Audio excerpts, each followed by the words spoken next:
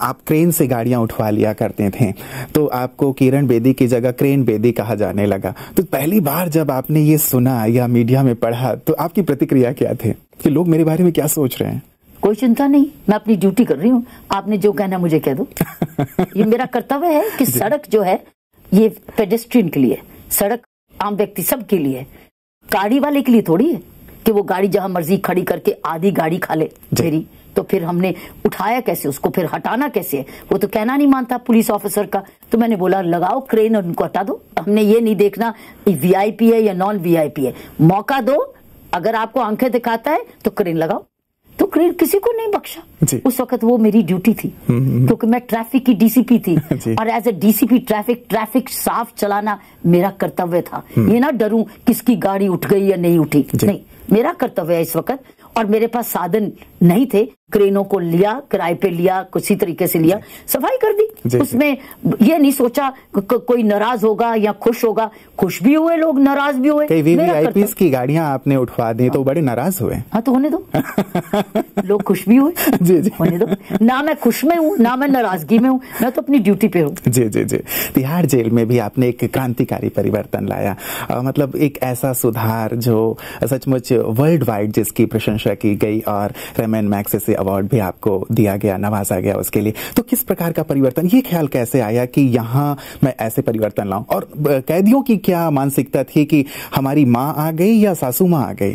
पहले लगते थे कोई डराने वाला पुलिस ऑफिसर आ गया ठोकेगा में कि, लेकिन हमने पहले 3-4 दिन में सुधार शुरू कर दिए थे।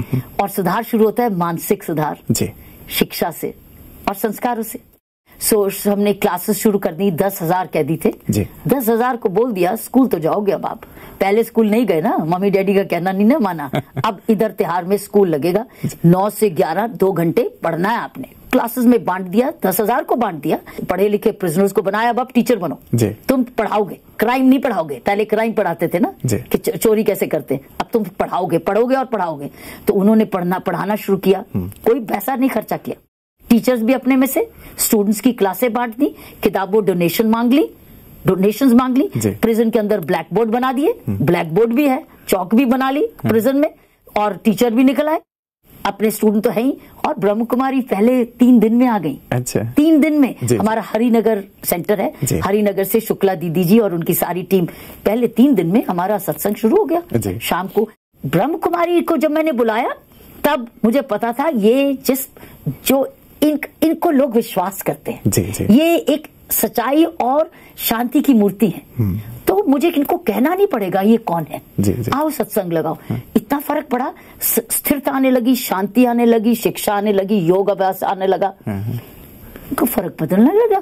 3-4 महीने के बाद वो कहने लगे ये तिहाड़ जेल नहीं है, ये तिहाड़ आश्रम है। कितनी सुंदर बात। आश्रम वाली बातें शुरू हो गई ना।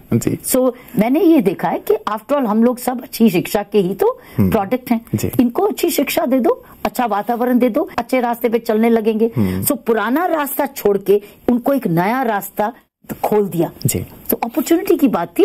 साधन समाज में थे, पैसा मेरे पास नहीं था, बजट मैंने सरकार के लिए वेट नहीं किया, मुझे बजट दो टीचर्स के लिए, बजट दो, सब व्यवस्था वहीं से हो गई। जी। तो किरण जी, जब ब्रह्मा कुमारियां आए, उन्होंने जो ईश्वरीय ज्ञान दिया, राजयोग सिखाया, कैदियों में इतना परिवर्तन आया, उन्होंने अपने जो व्यसन थे वो कम कर दिए या फिर आध्यात्मिक होने लगे, गुण आने लगे।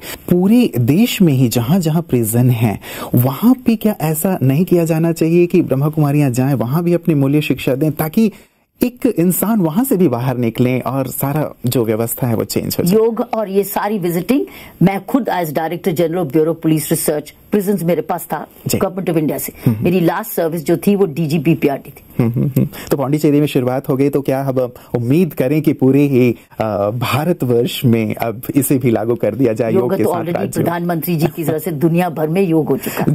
21 जून तो एनुअली डे मनाया जाता है, लेकिन अपने स्कूल के प्रिंसिपल पर डिपेंड करता है। वो साइलेंस ला सकते हैं और कुछ क्रियाएं ला सकते हैं जो फिजिकल एंड मेंटल फिटनेस दोनों ही चीजें देंगे।